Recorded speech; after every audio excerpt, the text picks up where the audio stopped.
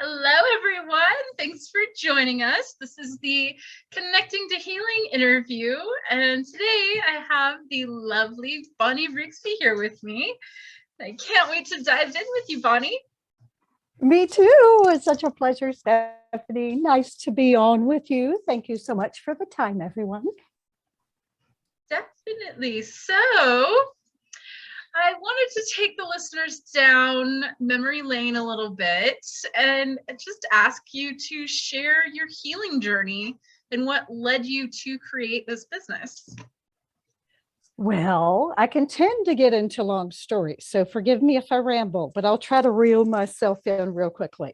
So, as far as my journey, I have been a people person my entire existence. So, I believe that I have always had a natural ability to connect with others, a natural heart of service to want to do so, and have done it my entire life in some form or another of coaching or not paid counseling kind of thing, but basically it being a counsel to others. I have known that about myself my entire life, but it wasn't until I was an older adult and I started losing people left and right. Just people were passing to the other side. I lost people very, very close to me, including my father. And I found, not only the normal grief and pain that you find in those situations, but I felt like it was unnecessary grief and pain that they went through during their journey of chronic stress. And it's in my view, everyone has a different view. I honor everyone's view. In my view and in my belief system, in my mind, I truly believe most of the ailments out in the world, whether it be cancer, depression, mental illness in any form, heart disease, you name it, are big fish, so to speak, on the poor health scale, are caused predominantly by chronic stress. And it's because us humans have not been raised in a culture that teaches us how to manage stress. Instead, they teach you, suck it up, buttercup, be like this person, be like that person, pretend it doesn't exist and keep it moving, right? My dad did that. My dear friends did that. And I think my dad was one of the most stressed out humans I'd ever met. He's trying to feed a family of 5 and he's in the rat race and people don't treat you the best all the time. And, over time, it wears you down because we don't know we need to clean our emotional baggage up because culture has said, just suck it up, right? Over time, we begin to overflow, packing in all that yuckiness, and it overflows and becomes chronic physical illness, mental illness, whatever it may be.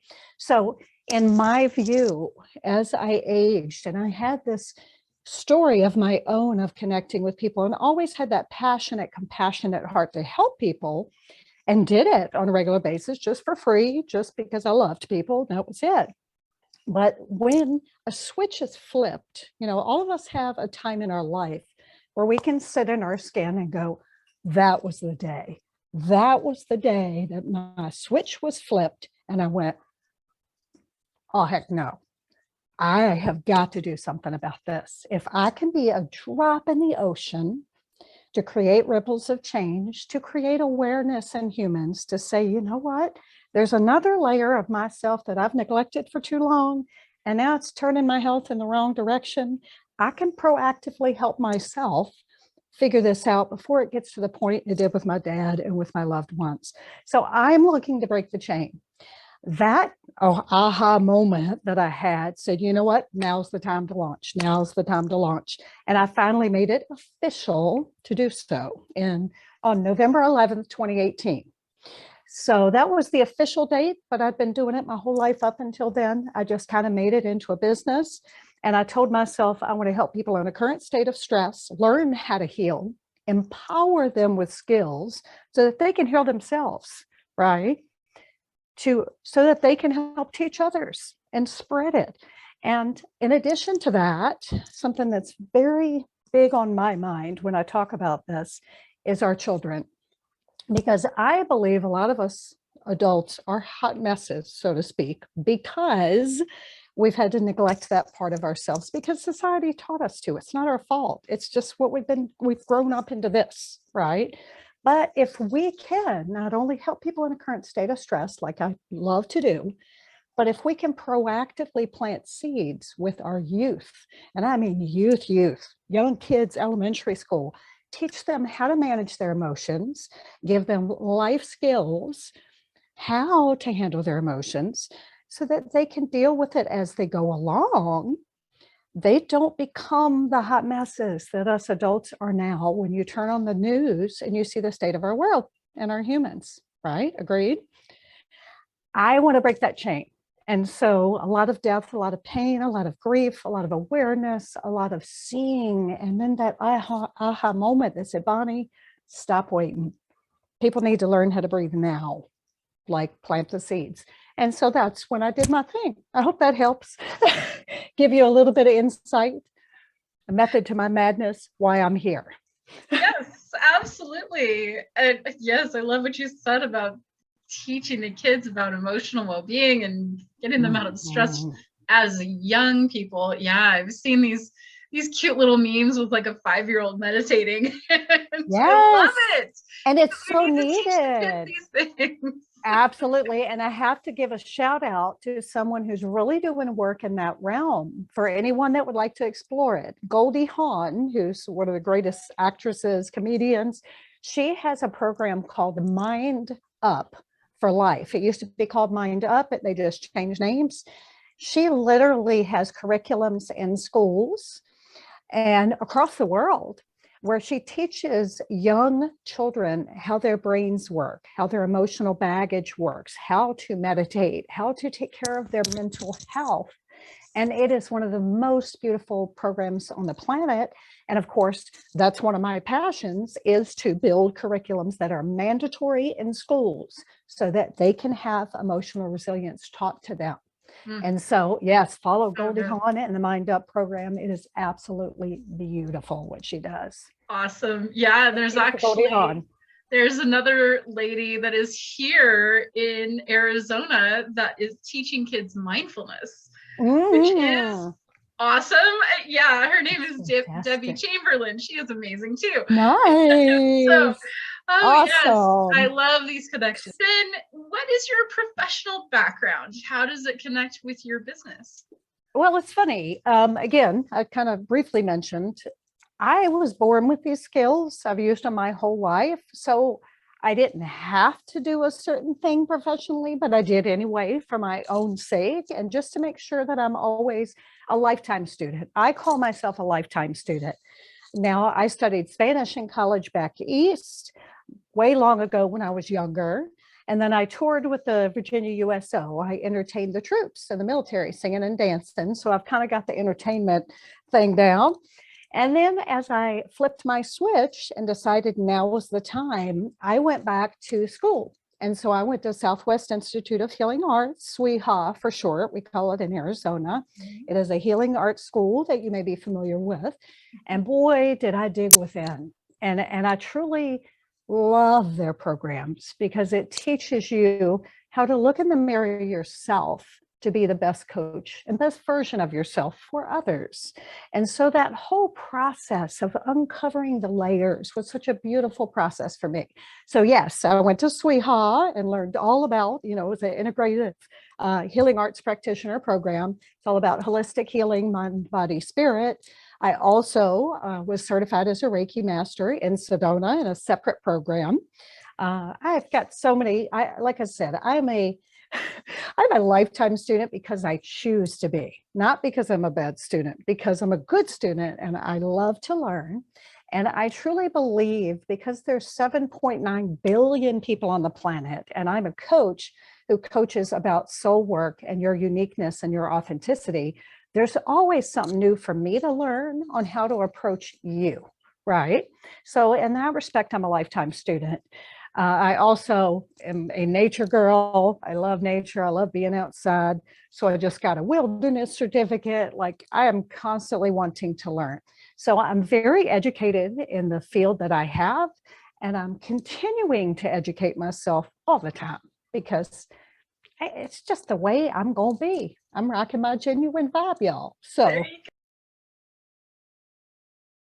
Well, you already mentioned you started your business in 2018, but yes, technically, the next question is when did your coaching business begin? But technically, you've been coaching your whole life. So I the have, but actual business part, like, did you write a business yes, plan? Did I you did. I do did. all And it's that, funny, in my SWIHA class, one of the classes that we took was an entrepreneurial business class. And I remember at the time it was very difficult because it was like a 80 some page business plan. Now, most business plans are not that big, but they really wanted us to dive deep and make sure we absolutely understood what do you want to do? How do you want to do it? When, where, whatever. And so I full force went into that.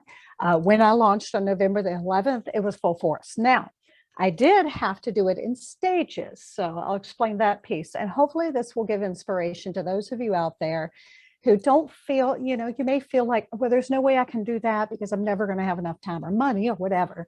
My example is proof that you can do it in bits, no matter how old you are, because I'm much older than probably most listeners on this right now. But I started this off while I was working full time. I ran the business at home. I was going to school part-time, all at the same time, running the business, starting it, launching it, going to school, working full-time, all of it. I was Wow. exhausted constantly. I was up half the night often, but it meant that much to me that this is what I got to do to help people. This is what I got to do. So I did that, transitioned that once I finished with school. We moved to Gold Canyon, where we are now. I was up in the North Valley before. And when we moved to North Canyon, it was right before COVID. We had built a house. And so I was launching my business full time. I had quit my job and said, you know what? Now's the time to launch my business full time. We moved into our new house and then COVID hit. Woohoo! So, change of plans. So, I still managed my business full time, but it was very slow, as you can imagine. Everybody was afraid to see you. Nobody wanted to talk about stress. It was just kind of a crazy time. So, I rode out the storm because I knew that there would be a time where people would really need what I do. And I, in April of last year, 2021, took a huge leap of faith, even still during COVID, and I moved into a business suite, which is where I am right now in this room, a professional business suite where I have to pay rent, I have to do my thing. So I have transitioned the business from part-time while going to school, working full-time, to now full-time. This is what I do every day. I have my outside business suite, which I absolutely love, for creating, for teaching, for helping clients, for doing my thing. Absolutely love it, and found that the risk was worth the reward. And because I did it in bits, it worked out well with my lifestyle and with my family needs so that I can keep that balance in check. Because if I don't keep my balance in check, anyone I work with, I'm not going to be a good person for them. I've got to keep my So, what balance in was check. your first objective when you founded your business? Well, it's really funny when I really think about this question. My objective is the same, but not now. So I'll explain that. When I started this business, it was about teaching people to manage their stress so that they can improve their quality of life, find more peace, find more joy, all of that. My Mhm. goal is still that. Let me be very clear. However, now that I've been in it, and now that I have been truly immersed in the human condition, I will call it, regularly.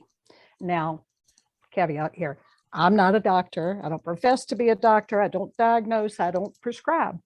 But most people who come to me as if, because they've tried everything else, nothing works, and they're just looking for a fix for them, right?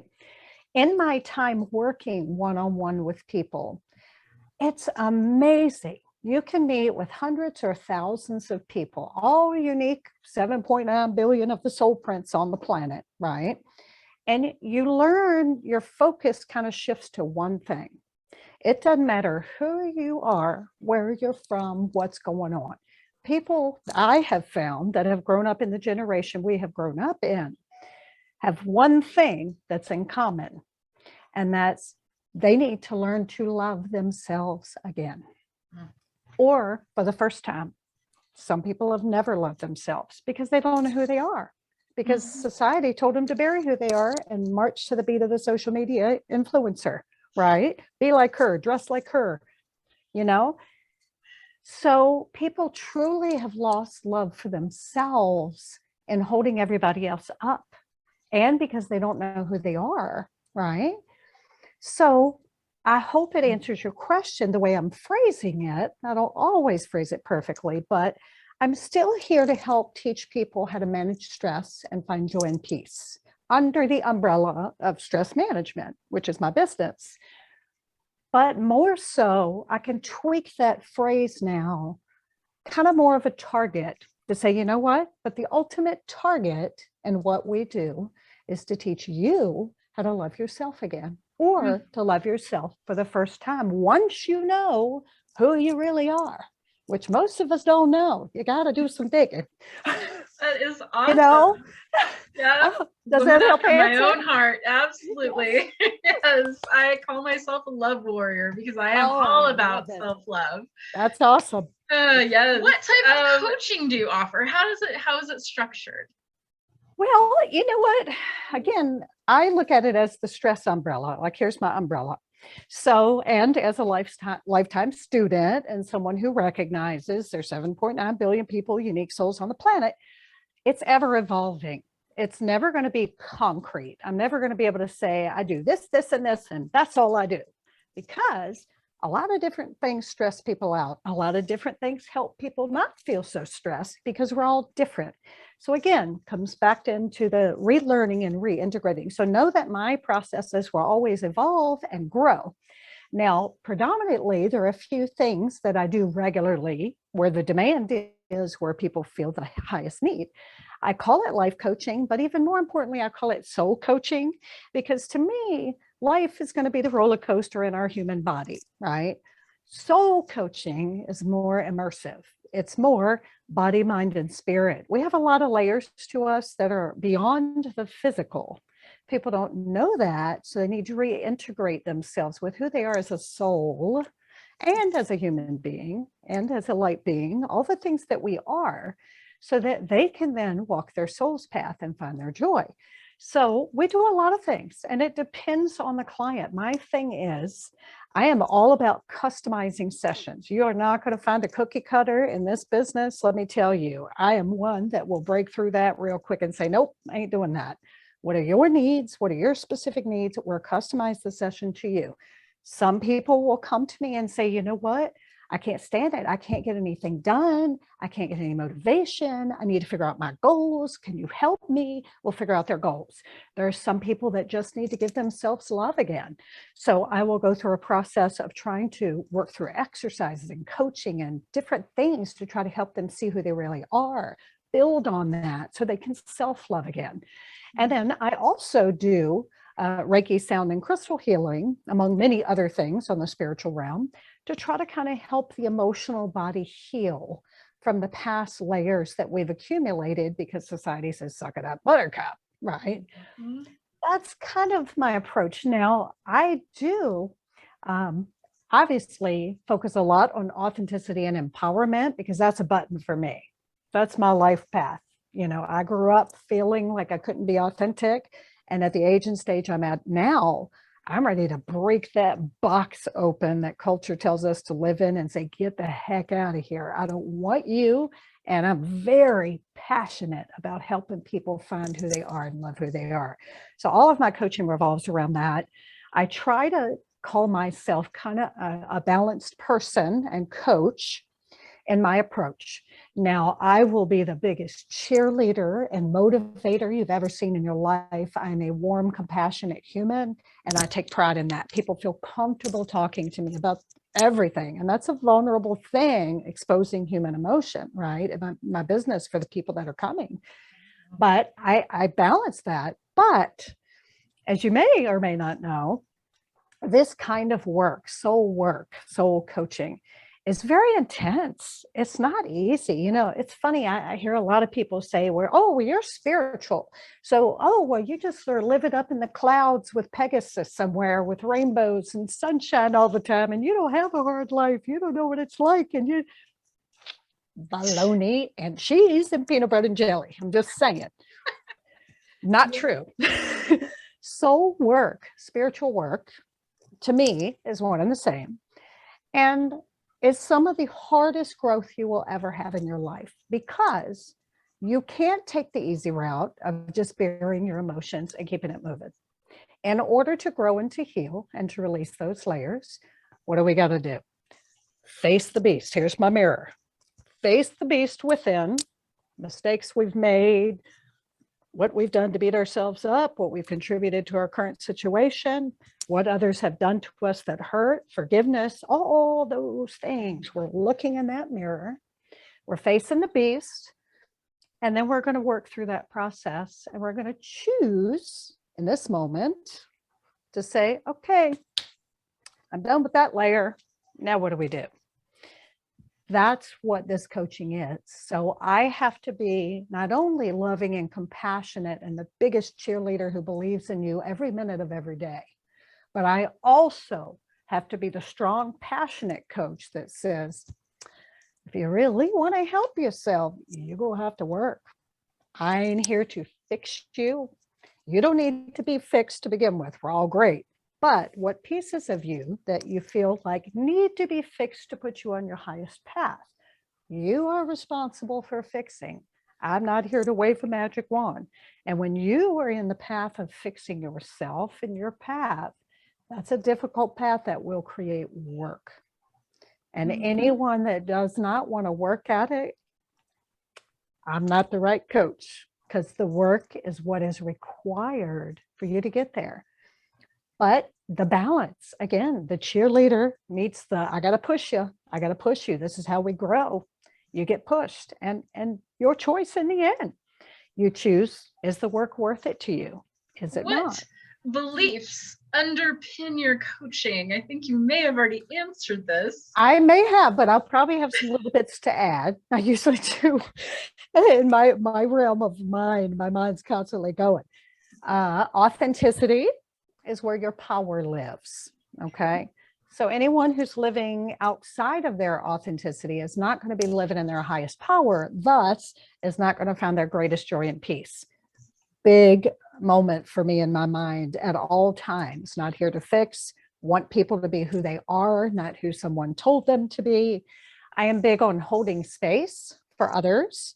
And this is a very vulnerable business. I mentioned it. It's probably a duh moment for people when I say that, but you know, if I were a banker, for example, we're exchanging money. It's black and white. It's okay. Give me $100. I give you this. Okay. Our business, there's a lot of grays. There's a lot of human emotion involved. There's a lot of vulnerability. There's a lot of fear and anxiety of people exposing their junk to a stranger, right? So I have to hold space for people in a non-judgmental way, honoring them where they are in their skin, where they are in this moment, and honoring their choices of where they want to be, and trying to be a supportive, educated person, warm, compassionate person who can hold that space for them so that, hey, if you need to cry, if you need to yell, whatever you need to do, you do it. I'm okay. I got thick skin, hun. We're okay. You do what you need to do. I'll help you how I can help you. Okay. Let me think. Everybody has the choice to heal. Not everybody chooses to heal. But again, comes with hard work. You have to be diligent. And I don't mean hard work like digging ditches. I mean inner stuff, the stuff we try to bury, you know, keep it moving. Definitely, yeah. Facing your demons can be challenging. That's it. And I also want people to know, I don't want everybody to always feel like, oh, I'm the best coach for you no matter what. I'm realistic enough to know that's not the truth. Some people, let me tell you, because my human cartoon type of way that I animate, and this is just who I am, it scares some people off now. People be like, good Lord, I don't want none of that. It's like, there's a coach for everybody. I am here to honor that. So I tell every one of my clients, I'm always honored that someone is willing to try. You're willing to try something different. That's all it's about. And I'm a rock hound. It's one of my favorite things to do in the earth is to find my own crystals to help use for healing and such for people. So I love it. And so I use this reference, leave no stone unturned. Meaning in my business, you know what? I may or may not be the right coach for you. This may or may not be the particular right approach that exactly you want in this moment. But hey, you're trying it. You picked up that stone and said, oh, this looks kind of cool. I'm going to try it. Hold on to that stone until you try it. And then once you try it, if it does not vibe with you, put it back, pick up another one, and then try something else until you find who your coach is that makes your soul sing, that truly makes you feel a comfort level that you need to move forward, and then stick with them as long as you want to stick with them. So that leave no stone unturned is really big in my business. I think about it all the time. Breath is life, and living in the present moment is highly impactful because that's where our peace is. It's not just because, yes, it puts us in a great meditative state. That's our truth. Like our truth is no matter what's happening, we have this moment. There is a moment of gratitude and presence that is invited by the breath. And so thus, let your soul breathe truly is a message to all. If we were to just breathe through this roller coaster of life, it may make differences in one way or the other. What do we have to lose? Stress. Hello. Yep. The next question is, how do you know if you're doing a good job? Well, you get testimonials, you ask I feedback, do. surveys. I do get surveys. I find that people don't fill out the surveys as often as I would like, but that's okay. I do get a lot of personal feedback, and that's wonderful. I love that. But what means more to me is seeing my clients grow, clients that I have worked with that I watched just soar. And I just, every time I'm just holding my heart, I'm looking up, thank you, thank you, thank you, because it's impactful. I'll give you one example of, obviously I'm going to protect confidentiality, but one client comes to mind when I think about that. And it's just describing an experience that she has had that I've seen over and over again. When someone is willing to do the work and is willing to be vulnerable, what can happen? I had a young girl come to me through a school system because I work with the schools a lot with teenagers because they're in a really hard time. This particular teenager came to me during depths of despair. And I mean, I can't give a lot of details, obviously, but to give you an idea of how bad it was, this poor girl had not had a full day of school in months because she had severe anxiety that was so bad she could not get through the day without constantly vomiting because her anxiety was so bad. She couldn't eat. She lost all this weight. She was very, very sick because she was so anxious in every scenario. She had tried psychologists, doctors, medication, everything. Nothing had worked. So when she came to me, she was in a pretty rough state and was just desperate and just needed something. And I've been working with her for a year now. And I think about her and my soul does flips of joy because I have watched her progress and transform her life by choosing to do the work, choosing to release the pains that got her in that state to begin with, switching her mindset, which is always the key, of offering a new and different perspective of, she had her aha moments. And then she went, I can do it a different way. As she began to do that, it shifted her existence. The same person is out of school now, getting ready to start college with honors coming out of high school. honors. She's got a new full-time job, just got promoted. She is a leader in her community. Before, she was afraid to talk to anybody because she just was so embarrassed and had so much pain. And now she's just a force to be reckoned with. She's like, I'm here. Look what I got going on. She is literally soaring to the moon. And this is because she has done the work, and she just needed somebody who cared, like me, to step in and say, you know what if you tried this? Baby steps, like let's work. She did the work, and this is just a year in. And I asked her the last appointment that we had, the last time that she had vomited, she could not remember. This is someone that all day, every day, that's what she did. If you can imagine that state, right? So there's hope for anyone.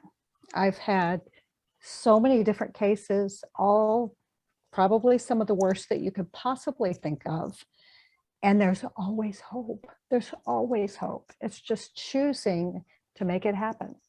Now's the time. Then this is our last question. What have you learned about creating business success, especially through the pandemic? Oh my gosh. The pandemic has taught us a lot. And I mentioned a little bit about being at home and being at the suite. And, as we know, during the pandemic, I think the greatest lesson we all had is change is unavoidable. Change is constant. And some we're going to like and some we're not. It's funny because coming into the pandemic, I was thinking, you know what? People are going to love the online classes because they can't be around people, right? Or they're afraid to be around people. They're going to love the online classes. So I shifted everything in my business to go in that direction, figuring people would be afraid to be in person. So I spent tons of money, time, and effort, like switching things in that direction. To my shock, the population was like, nope, don't want it. I want to come see you in person. I'm like, okay. It was very strange. So here's my lesson in that I have learned for any business owners out there. Always have a backup plan and always understand that things are constantly flowing, and they might be flowing this way, and then they're going to flow this way, and then they're going to flow this way. You have to know your audience in a way that you know that they're human, and humans will change their mind, and fear and anxiety contribute to that mindset change. It's a constant flow. So don't ever put all of your eggs in one basket. Be diversified, have a backup plan, be proactive. That's one of my biggest, because I'm not a procrastinator. I'm an on-time girl who's going to really work hard at building things and spending a lot of time and being proactive for the what ifs. But COVID has definitely taught us, don't assume it's going to go this way. It may go this way. Have a backup plan either way. Be prepared for either scenario because it's going to change. You have to be flexible because change is constant. You have to put in the work. I mean, I'm a one-man show. It's just me. So who's going to do the work? It's got to be me. So I've got to make sure, yes, I can balance my life and my schedule, which is wonderful. I just went back to Virginia to meet my new grandchild, and it was wonderful. I was able to balance my business. In order to do that, though, I've got to be diligent and proactive so that things don't fall apart while I'm gone, right? So you have to constantly work at that. Let me think. Compassion. You have to have compassion for people because, we're all kind of in that hot mess state in one form or the other. And as a business owner, part of knowing your customers is understanding that people are confused and they may think they want something one day and they may change it the next. And you just have to have compassion and just be ready to be flexible in your business. Finger on the pulse, it's the same kind of thing. But yeah, just kind of getting a sense, where are people? And know that if, a lot of us small businesses out here, a lot of small businesses don't have a lot of money and, they're trying to just get past normal operating expenses and to get some form of a paycheck and to pay your own bills and things like that.